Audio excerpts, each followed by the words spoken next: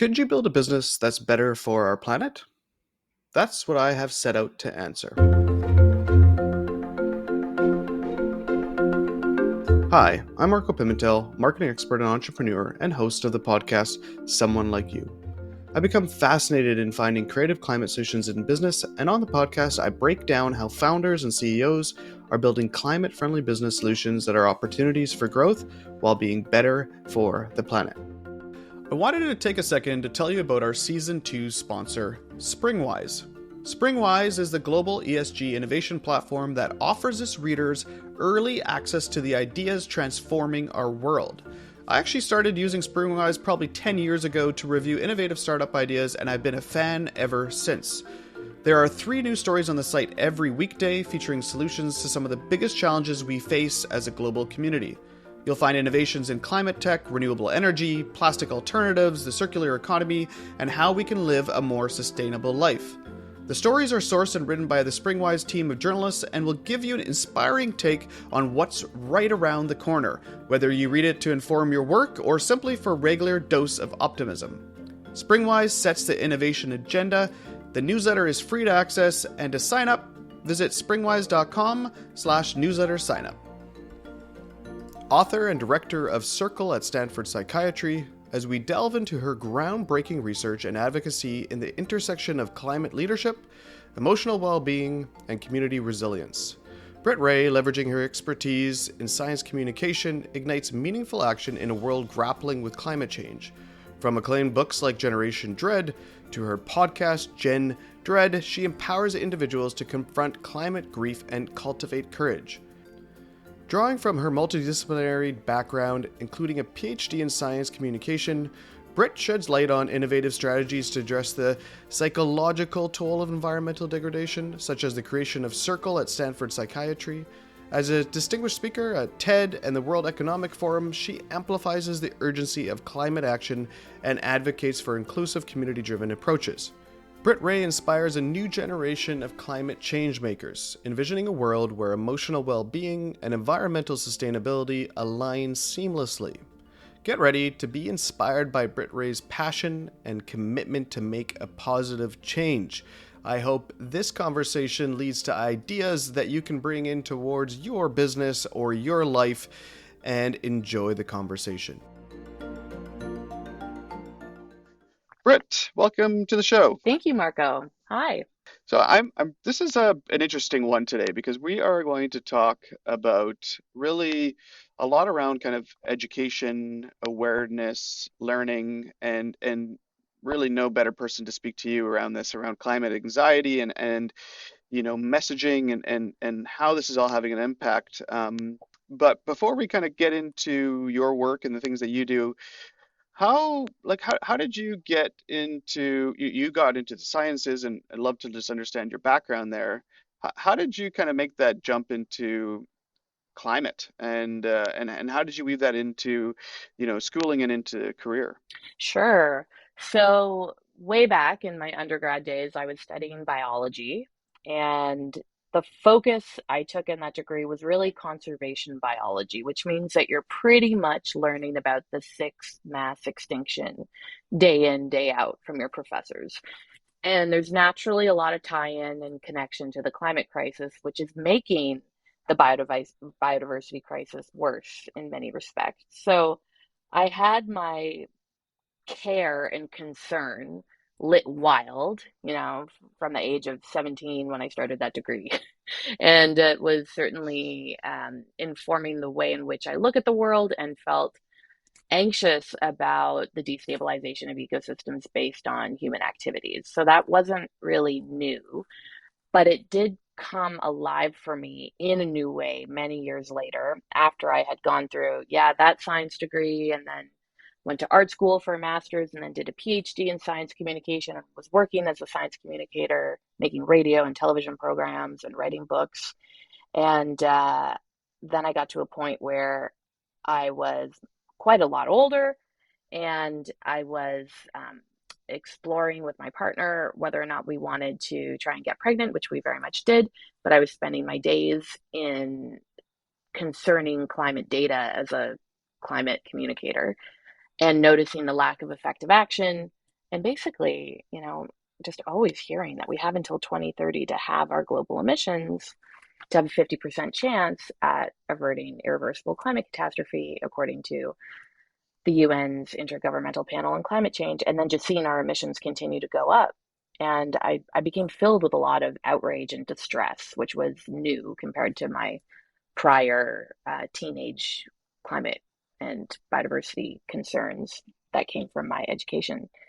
And I just thought, wow, okay, if I'm feeling this because of this reproductive concern, wondering what world I'd be putting our kid into, and feeling like power holders have kind of left the building, or not actually upholding their end of the deal and being responsible, aligning with the science, maybe there's more to look at here. Maybe I can turn my climate communicator brain in on the problem and study the distress I was experiencing and seeing if other people were going through it in different, unique ways, according to their own vulnerability to climate impacts and socio-demographics and all kinds of things. So that started the research for a book called Generation Dread, which is about the rise of climate anxiety in our society today, which has become, unfortunately, a pretty mainstream thing out there.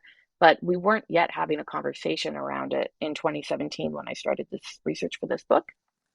But really, what I discovered over the years of interviewing people for that book and reading everything I could about the relationship between climate change and mental health, I just discovered that there were so many massive gaps that needed filling in our understanding of how to protect and promote mental health and well-being in the most vulnerable communities that are already on the front lines of the climate crisis, but also especially our young people who have to deal with this generationally, cleaning up a crisis that they didn't create.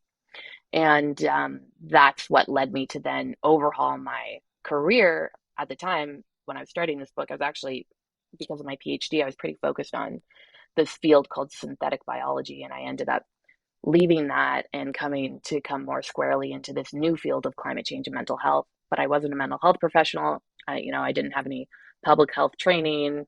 And I knocked on so many doors. Eventually, I did convince some folks to allow me to come get postdoctoral training at Stanford University in the global health program so that I could start contributing to this new field, but at a very Wild West time when it didn't exist just a few years before, and anyone in it meant that they were kind of pioneering it and helping to create it. And so after that training experience, I ended up having my feet firmly planted in the ground, and here I am now. I work in the Department of Psychiatry in a medical school and help to create this field with others all around the world, and basically co-create and evaluate interventions to protect mental health in our warming world. Wow, and I guess at the time too, biodiversity, there's obviously you're probably right at that kind of timing when all of those kind of large reports on biodiversity loss were just being kind of published, I believe, too. Yeah, there certainly it was interesting because the kind of climate anxiety sensor that I felt within myself was moving through many other people at the same time because of landmark reports that were coming out and hitting the headlines, as you mentioned. A big one you might remember in 2018 when the UN IPCC report came out outlining the difference between a world at 1.5 degrees Celsius of warming and 2 degrees Celsius of warming, which really woke people up to the massive meaning that's baked into every fraction of a degree of warming, because entire ecosystems get lost between 1.5 and 2. It's the difference of having healthy coral reefs or not, and that sort of a thing. And it really just shook many more millions of people awake to the fact that this isn't just a far off crisis or for people far away who you'll never meet. It's here now, accelerating, and it has really concrete outcomes on the world as we understand it. So yeah, I would say it's all about it's about a climate of emotions, which is really widespread, and it's not only anxiety. There's different forms of distress that might look like outrage at the injustice. That's a huge part of the climate crisis. Who's making it worse, who's being hit hardest and first, and how unequal those things are, um, as well as outrage at corporate malfeasance from fossil fuel companies and greenwashing and the history of lying to the public about the dangers of the greenhouse effect and so on, or grief about coastlines that we call home that are being lost to sea level rise, let's say, or different aspects of cultural traditions that are withering away with the destabilization of certain environments, or anticipatory grief about losses that are baked in, or for some it's fear or panic, and for others sometimes it's just a sense of helplessness, like I'm only one person, this is all so big, what can I really do to be effective here? Or hopelessness and despair. So we see a lot of uncomfortable emotions that people are reporting as they face the climate crisis, and there's a lot that can be done to meet that and help build agency and a sense of collective efficacy, and being able to attach to gritty forms of hope that build meaning and purpose in our lives. But often people need to be supported on that journey. And if we remain quiet and alienated in the distress, which many people do because we don't have social norms to process this stuff, it's not really easy dinner table fodder or something you bring up at the water cooler at work, then we feel more isolated and like the weight of the world is on our shoulders alone, and it worsens the distress. But actually, if you pierce that damaging bubble of silence and bring it out into the open and it gets validated, people feel a lot better, a lot quicker, and then can find community supports and solutions to be a part of. You wrote the book Generation Dread.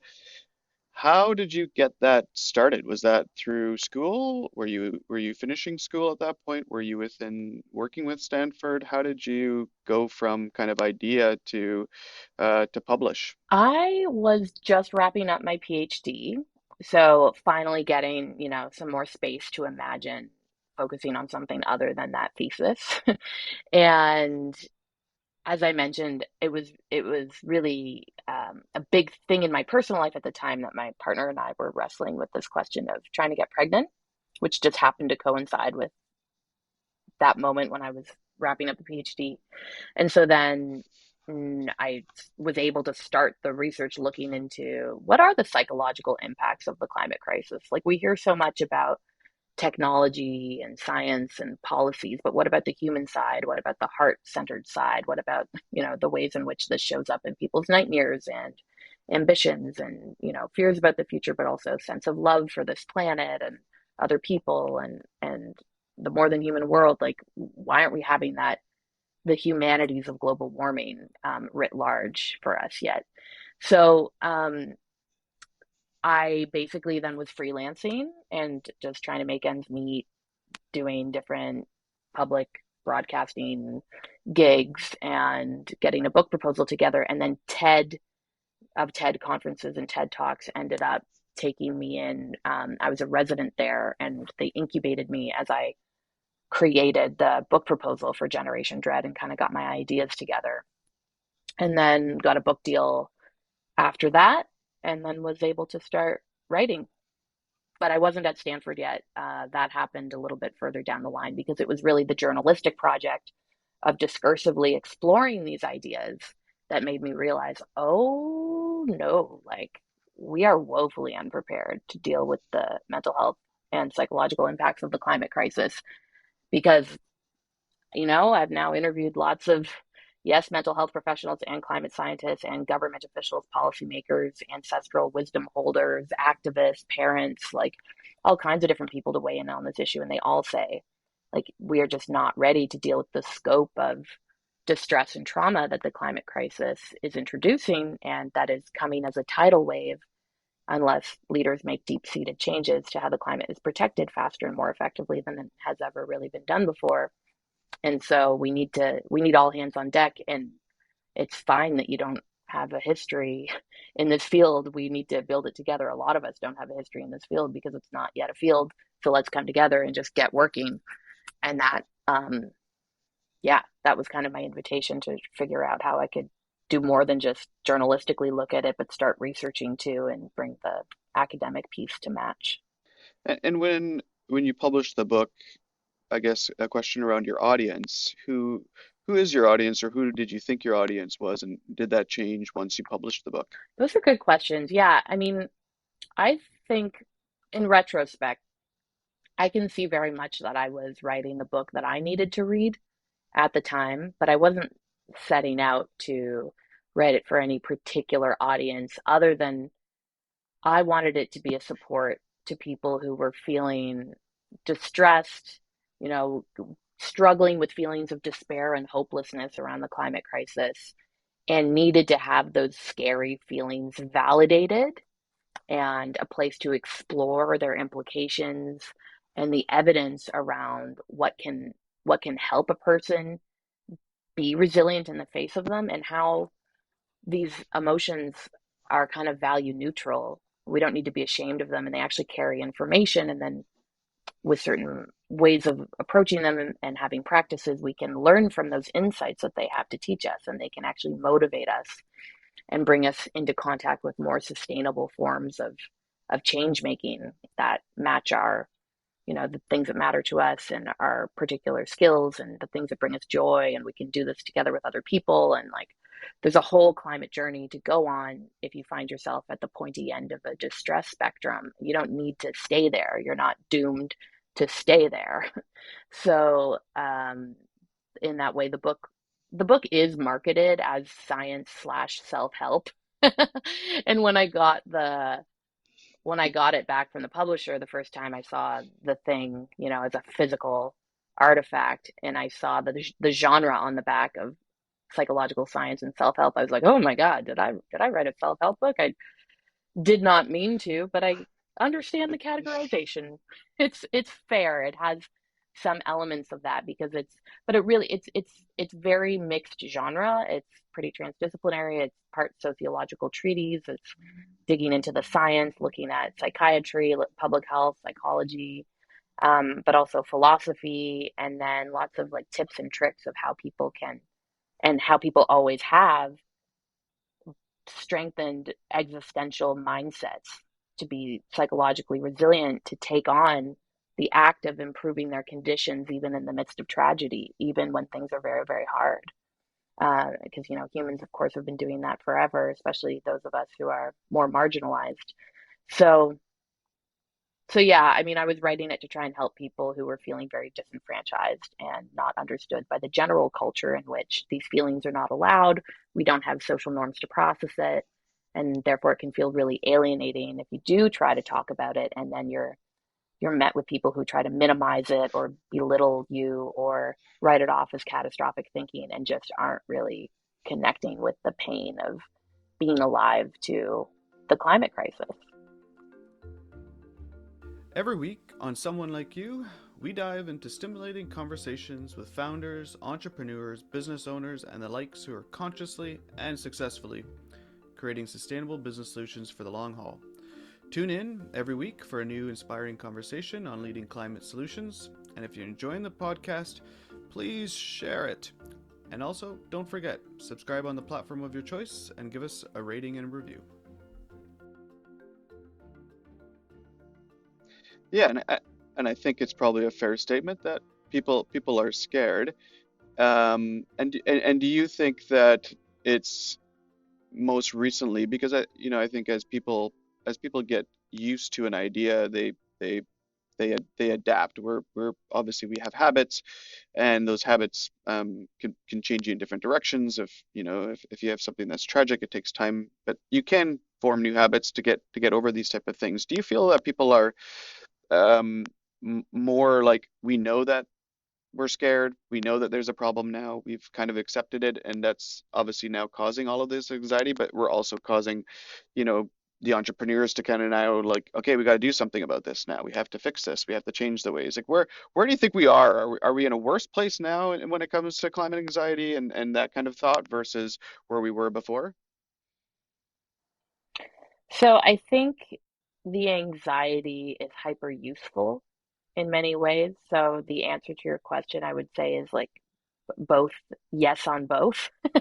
So it's there's more of an anxiety tremble out there in the public at large where people are more willing to talk about, yes, I have lost sleep because of my concerns about the climate crisis, thinking about what it means for my kids, or I get really pent up when the wildfire season starts and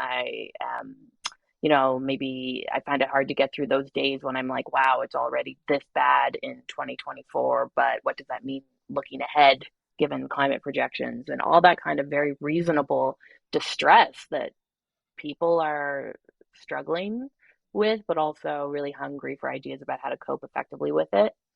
And ideally, have it not just be, an emotional project, but something that can be harnessed for political change making and the kind of systems level transformation that we know that we need, that our best science tells us that we need across all sectors of society to safeguard our future on this planet.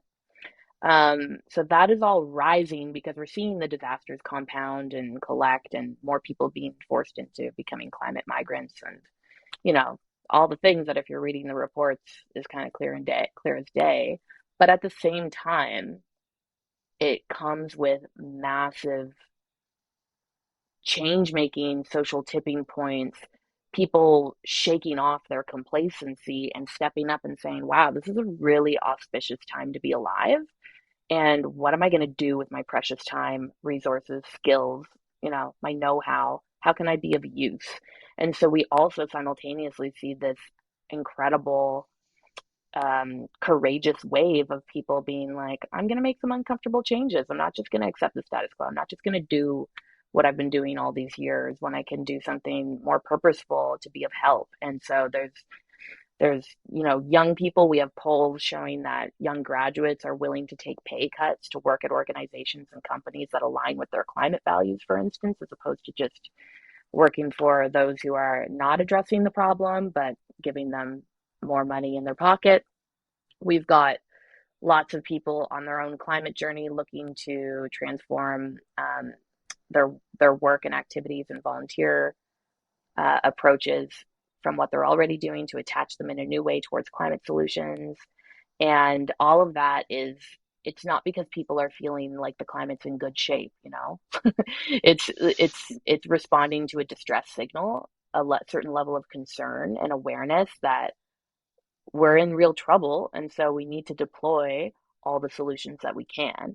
And in that way, I really love this quote that comes from these researchers who are writing in The Lancet, a medical journal, about climate anxiety and grief. And they say at the end, like, recognizing that emotions are often what leads people to act, it is possible that feelings of ecological anxiety and grief, although uncomfortable, are in fact the crucible through which humanity must pass to harness the energy and conviction for the life-saving changes that are now required. And I think that that just really nicely encapsulates what I'm talking about, where, yeah, sure, there might be more distress, but there's more harnessing and using that distress as a super fuel for the kind of changes that we need to make. Because we're at a really interesting time in history, and when there is massive transformation underway, and you don't get that without a lot of discomfort within the human psyche. Like, we just don't change massive amounts of our ways of life if we're feeling comfortable. So, so yeah, We need it. um, we need it. And the question also is like, how can we allow people to be in touch with that healthy part of the distress without impairing their functioning? Because it's only for some people that it becomes a mental health problem where it is creating, let's say, panic attacks or sleep problems, that sort of thing. But the research, which is now starting to collect, can show that, yeah, a lot of people feel climate anxiety, but without functional impairment. And it's Mm. linked with pro-environmental behavior and action taking. So that's a good place to be. Yeah, that is a kind of a non, it doesn't impair function, but it could empower change. And Right. I think that we're seeing it, and I think the part of the problem with climate as well is that it is climate, so you feel it, like you said, like wildfires and smoke and smelling it and surrounding, you can't see, it feels claustrophobic. Or you're a farmer and you lost your entire crop this year because of an unusual cold snap that now you're kind of looking at, are we going to get any fruit this year, are we going to get any harvest this year? And so Right. you start to get those impacts. And then, the other side of, I've had conversations with people in a startup that just kind of was, where they were talking about finances, and they said, oh, we were gonna potentially go with a major bank, but that major bank, funds fossil fuels. So we've decided not to do that. And I was like, oh, and it had nothing to do with climate, their business at all, but that was part of their discussion. And so you are starting to hear it. I guess the question too is like when it comes to an individual, but like when you think about, with the whole topic of greenwashing and businesses and what's a good news solution, what you're doing and what you're not doing, and making people worried about how are they saying this to either cause more anxiety or try to be optimistic. What's your thoughts on how kind of either individuals or businesses really kind of communicate the this type of things to helps, because you don't want to, I guess, you don't want to run a bunch of Super Bowl commercials dredging the fact that climate is even worse on people, and making it worse for people that have climate anxiety, but you also want to hopefully have that message get people to make change. Yeah, absolutely. I mean, I think one of the thorns in the kind of corporate climate communications that we see the climate movement rightfully pushing back on is just that we get a lot of hopeful messaging that is making hope by declaring that said company, often a fossil fuel company, is employing solutions and therefore on the right side of history and helping us get towards our climate goals, and within a kind of implicit message of don't worry, public, you don't need to be that rattled. Like, we're on the problem, we're using our muscle, we're deploying like biofuels and innovations in carbon capture and storage and all this stuff.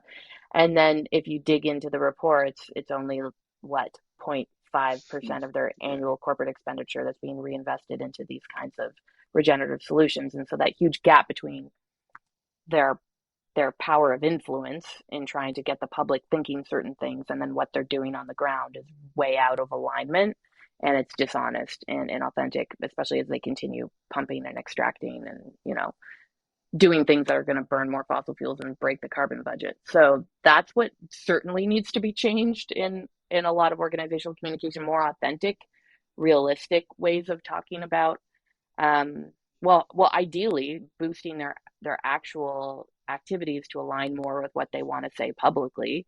But also, we know, there's a bunch of cognitive psychology that shows that fear-based messaging, it is effective for some people to get you off the couch, to make you feel startled enough to do something, to reassess how you're living, and then strategize about ways to help solve the problem, mobilize some resources towards fending off the danger. We only feel climate anxiety because of care for what's in harm's way, right? It's something that is compassionate and empathetic towards other people or other species or ecosystems. And so there's something that can be useful in storytelling by tapping into that, but we will get exhausted and burnt out if that's all that we see. It's not sustainable for the long term. It can create a crevice of despair and fatalism, and a sense that the die is cast and we can't really address these overwhelming threats. So anything alarming needs to be immediately kind of followed up with active pathways that a person can get involved in or see other organizations and communities getting involved in. And it needs to have ways of boosting willpower and morale, right? And like courage, stories of how people have caused change historically in times of massive upheaval, social movements, big victories and wins for, let's say, abolishing slavery or giving women the vote or what have you. I mean, we're dealing with another massive moment of social change when it comes to becoming a climate safeguarding species, based in trying to do that in this moment of capitalism, right? So uh, that whole part I think is kind of missing about the courage that's needed for, or looking at World War II and what happened there, to deploy solutions lickety split. Like when you look at Seth Klein's book A Good War and how Canada responded, for instance, and he says that we need to bring that kind of mindset together now to solve this problem. Um, we really don't see that when I think it's a huge lost opportunity. And then the problem is, just telling people that there's hopeful stuff happening also isn't, it's missing the grit, it's missing the opportunity for courage and for people to get their own agency enacted and come together for collective efficacy and change making with others, when it is just advertising that, hey, there's some things to feel optimistic about, because that's passive and it allows people to go back to sleep. And it doesn't connect with some of the dark underbelly of uncomfortable emotions that people might have cycling through them, so they end up feeling not spoken to. Um, yeah, so it's a really complex question, but I'll just wrap that thought up with saying that, the psychology of hope has been studied, and it's not a feeling, it's not an emotion in the way that we typically think about it. It's not a passive wish that the future will be better than today. It actually requires three things, and it requires goals. So knowing what you're working for, having a clear vision. We need the storytelling and the narrative of like what better world we can actually build and that we're on track for, matched with pathways, so real viable pathways that we can get active on, that we can contribute our faculties towards to be part of active change making. And then thirdly, having that willpower, having enough gas in the tank. Sorry, bad metaphor. But having our cup be full enough so that we have something to give, so that we don't feel that, it's too late, so to speak, or that the die is cast in this situation. And those three things together then allow for that kind of active hope that really allows for the future to be genuinely better than it is today. But it requires that we roll up our sleeves and attach to those things. So if that could be embodied in some more of our messaging, I think we'd be doing ourselves a much bigger service. I think that's incredibly important. And if you're thinking about marketing messages and businesses that are trying to, and I think a lot of times companies feel or individuals feel like they're not maybe doing enough, or they're worried that the scrutiny of what they're going to be doing. But if you focus on what you said around the psychology of hope, around what are the goals that we want to achieve, here are the things that we're going to do, here are the things that we haven't done or figured out yet, and then following that up by constant action and what they're doing can showcase that there is hope, and here's how we're doing it. Mm-hmm. And I think that's a really powerful message. When you think about your book, that obviously it takes time and energy and thought and research to put together, and you think about the future of climate anxiety and finding kind of purpose, which is what you talk about in your book. Where do you hope that the book takes people in the next kind of 3 to 5 years? Like what kind of outcome do you hope for that?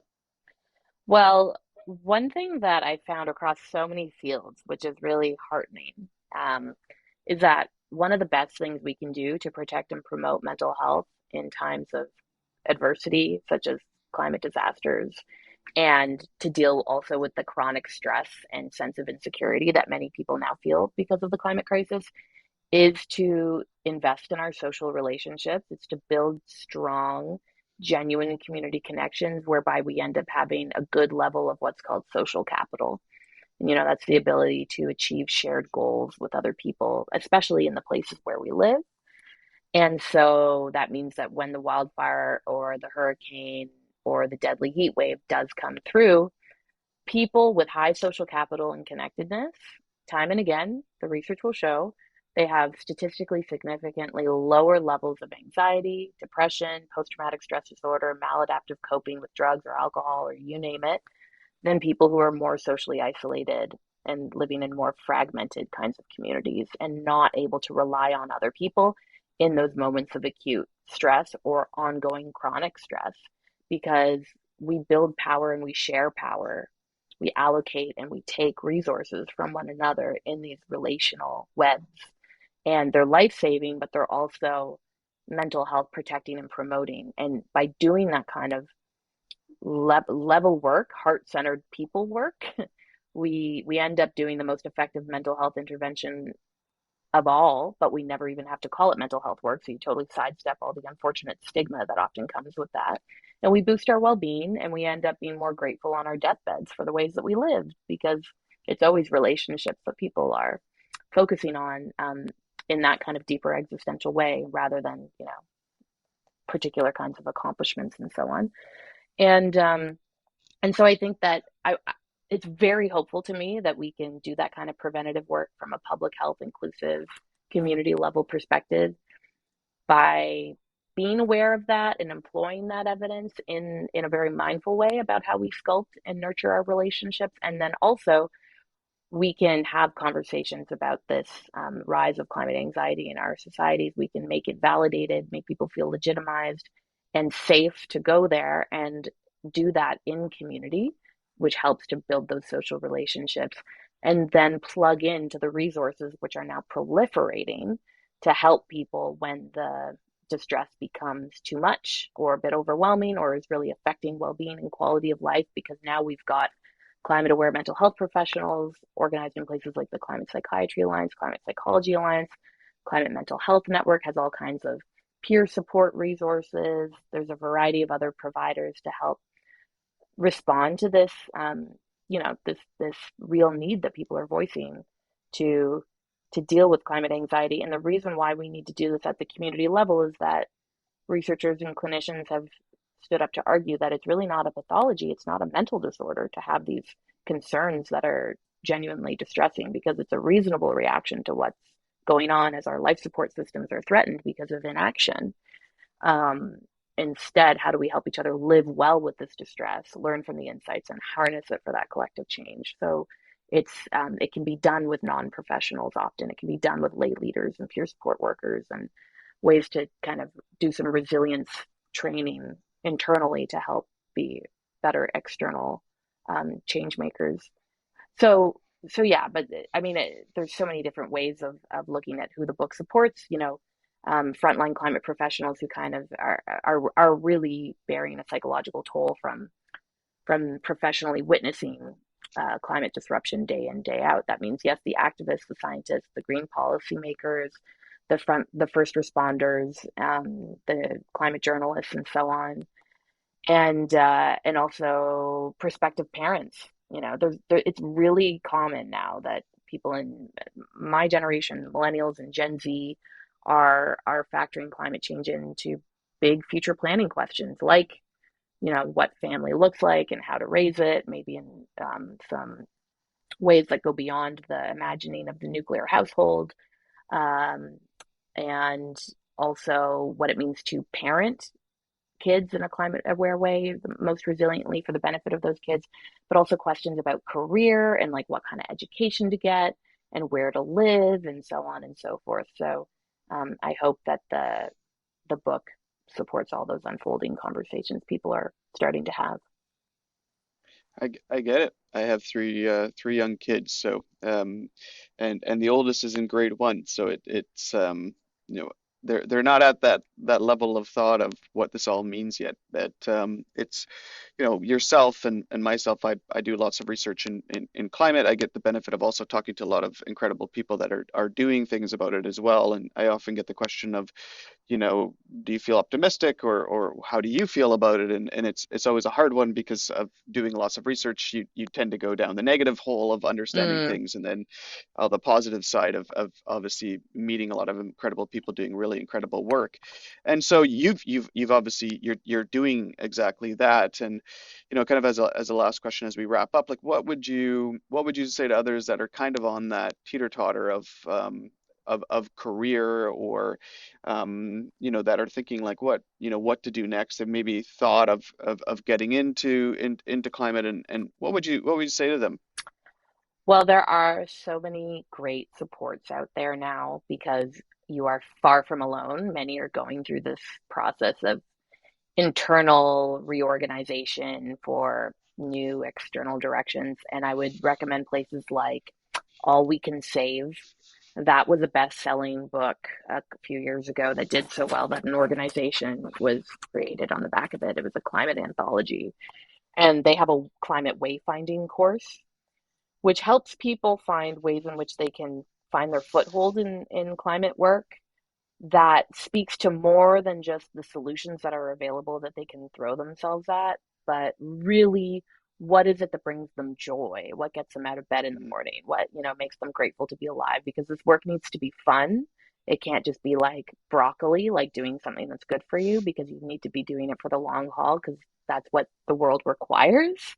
Um, as we're all moving on in the climate movement now, we need to find ways that it's personally sustainable. So let's make it fun.